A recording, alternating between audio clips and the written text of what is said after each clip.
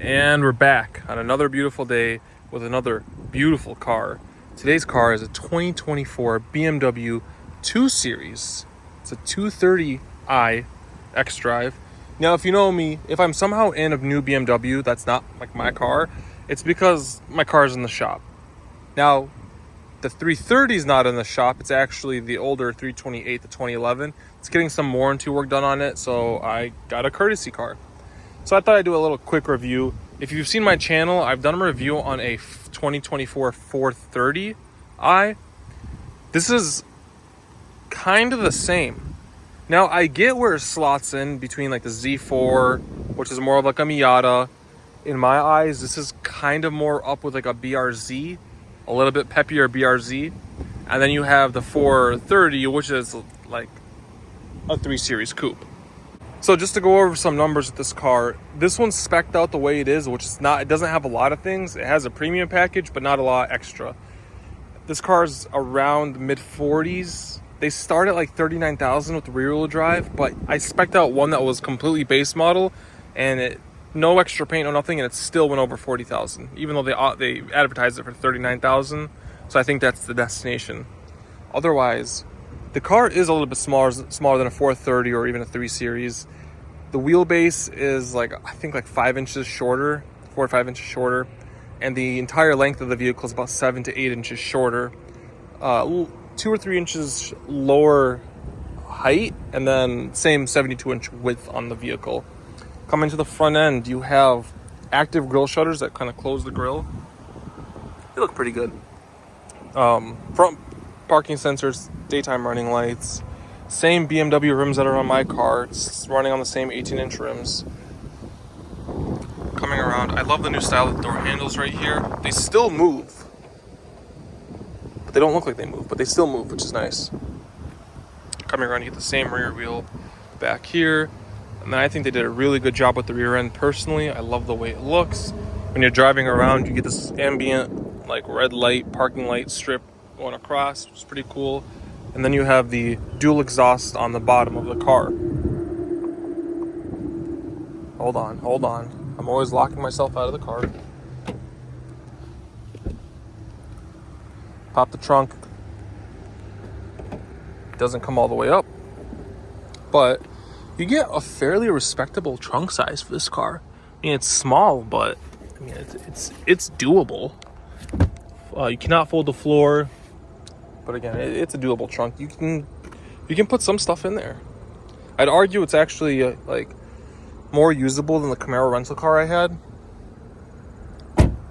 But for a mid 40s sports coupe, it's a pretty nice car. Now, you can go spec out a Miata, but it's going to be smaller. This does have the rear seats. It's a 4-seater. Or you could spec out like a FRS or BRZ. That's going to be more in line with what this car can offer you.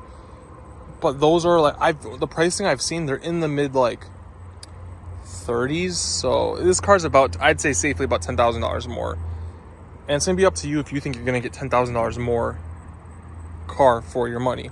It's going to be quicker. Handling's arguable, but it is going to be a little bit quicker. It's going to have all-wheel drive as an option. It's still a rear bias all-wheel drive system. So if you want the rear end to kick around, you can get it to kick around. It's not going to be a drift car, but it'll kick around. But you could get it with 2-wheel drive as well, which is nice. The door panel, a lot of this car is the same as what they're putting out right now in the 4 Series, the 3 Series, the 2 Series and stuff. A lot of it's the same. Door panel is a little bit different. The ambient lighting is different than the 4 Series. Instead of having the light strips like down here like my car did, you're going to get, it doesn't show, but this like gloss black panel has some designs in it. And it'll like ambient light itself, as well as the door handle will ambient light itself, or have ambient lighting, and then the cup holders as well down here. The seats, I couldn't put my like tongue on it at first. I'm like, these seats, they're the same seats that are in my car. They just look different, and I know they're not the sport seats. Same design, same stitching, they just look different. Initially I couldn't pin what it was. Then I realized what it was. So mine, the entire graining of the seat is this grain right here. On this car, it's the same grain on the edges only, but in the middle, you get these nice perforations. It's not ventilated, but you do get these nice perforations, and I think that adds a little bit more texture a little bit more design to these seats. They're nice. They feel nice. They're very supple. They look great. You do not get. They took this away in the 4 Series as well. You don't get the powered bolsters anymore. They took that away, which kind of sucks. And then if you need to get to the back, you have a handle right here. You have a handle right here. This is where you're going to notice the shorter wheelbase. It was already tight in the 4 Series. This is even tighter back here. You still get 2 cup holders, you get an armrest, but I mean, it is very tight. And you put the car back, and it goes back into the memory position of the driver. Coming into the cockpit of the car, you're going to be greeted by BMW. This is all BMW. It's nothing new. It's been out for a couple years now. Try it. Oh, I said the magic words. Please try once again. Oh, no. So, same steering wheel as my car. This is not the M Sport package or anything like that. And I'm saying my car, I have a 2021 BMW 330. So if I keep saying my car, that's what I'm referencing. A lot of like the windows or the window switches down here are the same, just missing 2. The light switches, light controls are the same as like the 2022. This glass sheet, I already reviewed it in my 4 Series review. It is gorgeous. I think BMW absolutely knocked it out of the park with this. It's quick to respond. It's super clear. I honestly don't think the camera does this car justice. It is so clear. It's so good. It's just phenomenal. It's almost edge to edge as well. You got your climate buttons. Heated seats are up here too. Otherwise, again, this navigation is just quick. It's like iPad-like navigation. It's so responsive. The pinch and the zoom and all that stuff. They took away a bunch of buttons like mine had, the climate buttons, but these are what you will use most.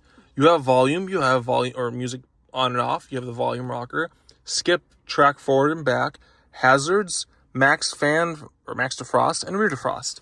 So you have everything you need quickly down here. Coming down to the center, this is all the same as the 3 Series, the X3. All these cars are going to be, for the most part, the same down here. They gave you this little nub right here. At first, it was kind of weird, but I got used to it right away. Normal sport modes right here. Parking brake, normal iDrive roller. This is all typical BMW. They've been using it for a couple of years. Same center console as the 3 Series. Same smaller, like bin style. Like this is kind of tiny, but same thing. This is all the same. I do like the tetragon trim, the aluminum tetragon. This is way nicer than that wood they put. If you've been in any recent BMW in the last couple of years, this is all going to be very familiar BMW to you. So coming down here, you're going to have your normal light switches. So you can have your power windows and locks and all. This is all the same even for my car 3 years ago. The screens are what changed, I think, in 2022, if I'm not mistaken. This is like the xDrive 8.5. It is gorgeous. It is like a lot of car companies are coming out with like big screens or connected screens. I know the Nissan Kicks is coming out with a big, like, it looks like it's almost a sheet of glass. Hyundai's been doing it. Kia's been doing it. But good Lord, BMW knocked it out of the park with this one. Like, if you just go straight to the infotainment, I guess. This is the infotainment screen, we'll call it that. It is quick to respond. Lightning quick to respond. It feels like you're using a phone. The navigation. It's clear, it's concise, it's so quick. And just like my car, I like to use the built-in maps over at Google Maps, just from how quick it is. I think that's Australia. Why is the world upside? Oh God. Oh God. But like, it's just, whee. It's so quick. Going to your tile, you got your music, you got your phone, your personal assistant, traffic on route, check tire pressures. Like, it tells you everything. Route preview, add widgets. You have all your apps just like a phone right there. Vehicle apps, infotainment apps. It's very intuitive. It can be kind of scary looking at it first, but I promise you people, it's very intuitive. Coming to the driver display, it's just as intuitive. it's all basically controlled with 2 buttons. You got your BC button right here, like a normal BMW, to cycle through things. And this took me a while to realize where it was. You have to click this, which is on my car, it controls music. But when you have this big glass tile, it will control this display. So if you hit this, it opens up the side display, and you can use the roller and these side buttons to scroll through what you want to see. G meter, music, nothing. Then you can go to layout, change the layout. Go one more. That'll change your heads-up display, which is pretty cool. I don't know if I can zoom in on this. It's like a 3D heads-up display. You guys can't tell, I don't think so, but that top portion's moving as I steer, and it's an RPM gauge, so. See that?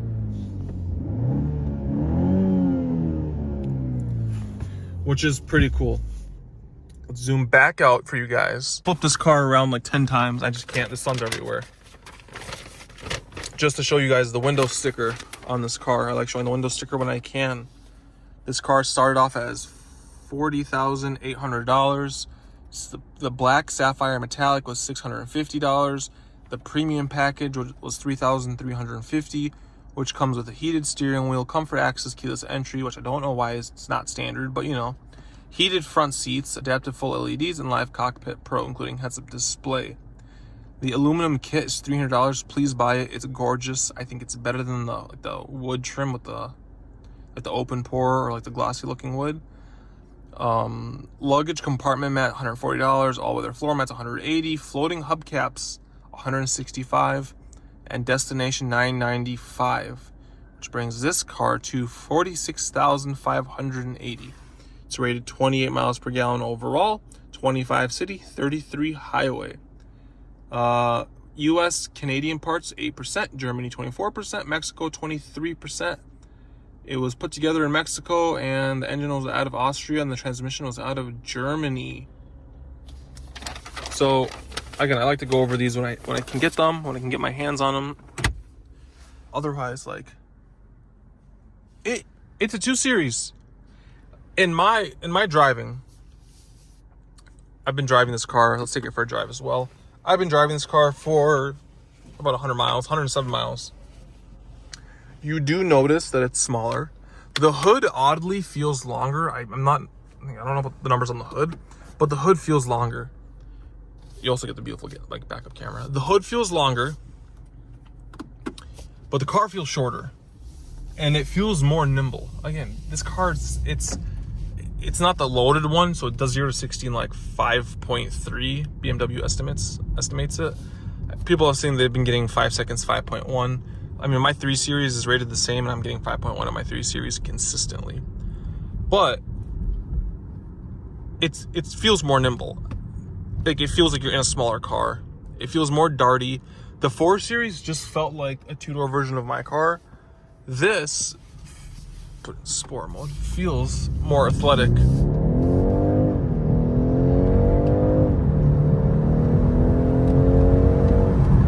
Just taking this around back roads, taking it around corners, it just feels more planted. And again, we're on the same 18-inch tires. I got a phone mount holding my phone right now, so like these back roads, they're kind of beat, but it does feel a little bit more nimble, a little bit more planted, a little bit more forgiving. When you're turning a corner, the rear end feels a little bit more inclined to step out, which is pretty cool. But I mean, overall, this is a great car. I get the appeal. Everyone's like, oh, why would you get one of these when you can get the 4 Series or the Z4? And I'm reading this all on Reddit, and I'm like, because somebody wants a car that's a little bit smaller, just a wee bit smaller than a 4 Series. You know, again, this car's about, I think it's like 7 to 8 inches shorter. It's xDrive, but you get that rear end push, which is kind of nice. But we are heading over right now to the dealership to return the car. I just wanted to do a quick review just to show you guys what BMW is putting out these days in their little compact sports coupe. If you guys have any questions, leave it in the comments. I will try to do my best to respond. Thank you guys for tuning in.